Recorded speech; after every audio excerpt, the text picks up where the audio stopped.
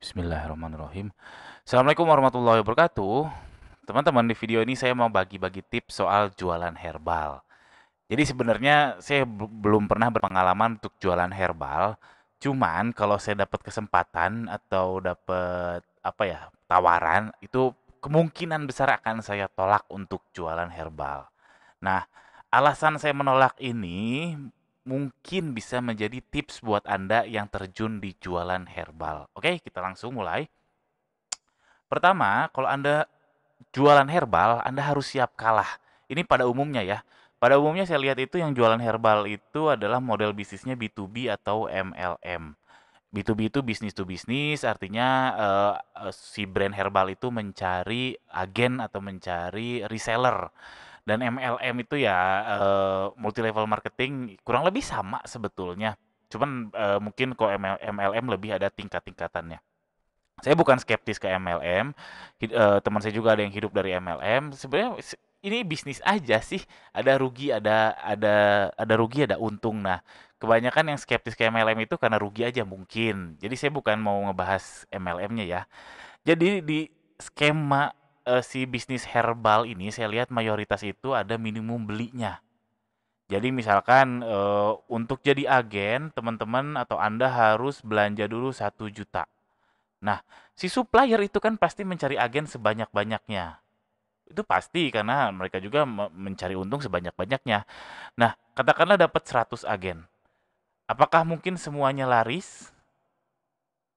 Gak mungkin, karena pasti ada yang kejaring dari yang newbie, dari yang udah mungkin terbiasa jualan online, dan feeling saya yang sudah punya brand sendiri atau yang sudah jago jualan online mungkin nggak mau jualan herbal.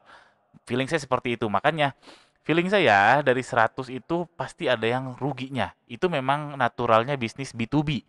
Jadi dari 100 orang mungkin 80 orang untung atau laris, 20 orang rugi karena nggak berhasil ngejual si produknya. Ini rugi karena sudah bayar ke si supplier 1 juta. Si agen rugi sedangkan supplier sudah untung karena uangnya sudah dapat. Kecuali kalau si supplier ada kebijakan boleh retur dan lain sebagainya.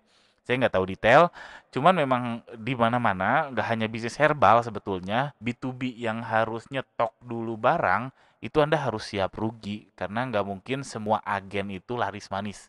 Nggak mungkin, oke? Lalu selanjutnya, kenapa saya nggak mau jualan herbal?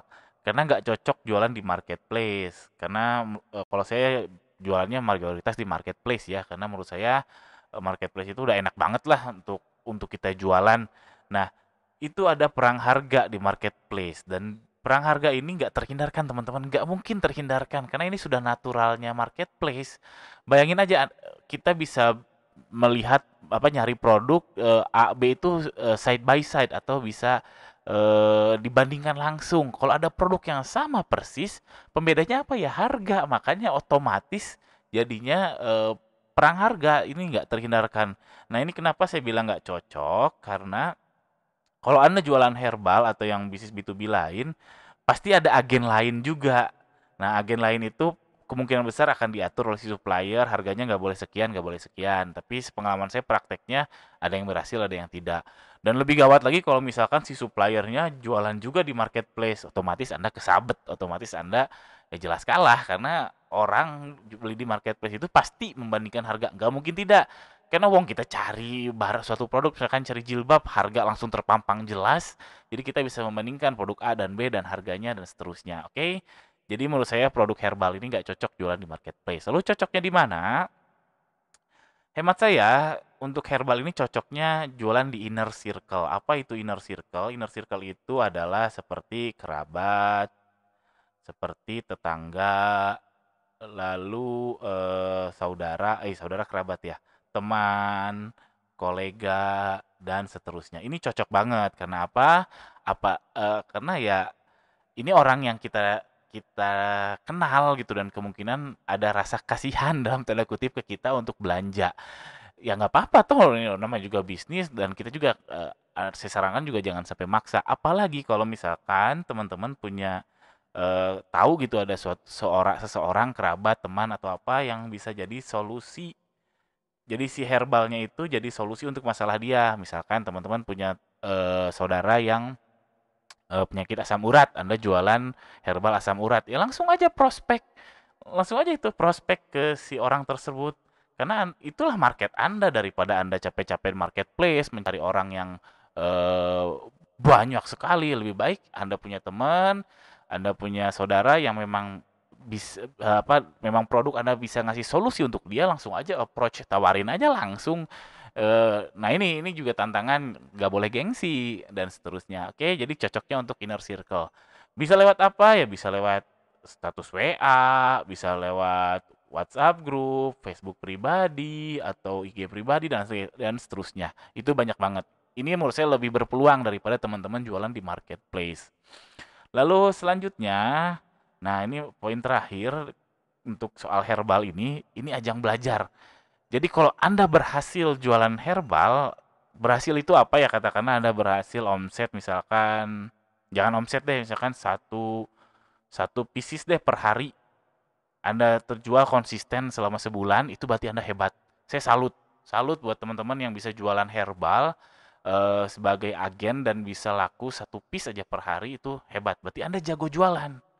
Berarti Anda jago jualan. Kalau Anda udah jago jualan, saran saya segera mencari produk lain. Karena untuk jualan online itu yang susah tuh jualannya, bukan produksinya. Jadi itulah kenapa pedagang itu lebih kaya daripada petani. Lalu ya begitulah. Intinya memang jualan itu lebih susah ketimbang bikin. Nah, kalau Anda sudah jago jualan herbal, di mana saya nggak berniat untuk jualan herbal, berarti Anda jago. Saya angkat topi, saya salut buat teman-teman yang jago jualan, yang bisa menjual herbal, berhasil jualan herbal. Saran saya segera mencari produk lain, karena Anda sudah jago, tinggal mencari produk lain yang lebih sustain. Lebih sustain itu apa ya? Yaitu ya Anda bisa produksi sendiri atau impor sendiri dan seterusnya. Contohnya apa ya? Banyak, fashion, makanan, ya apapun. Kalau Anda sudah jago jualan, saya rasa produknya apapun Anda bisa bisa menjualnya itu, bisa menjualnya.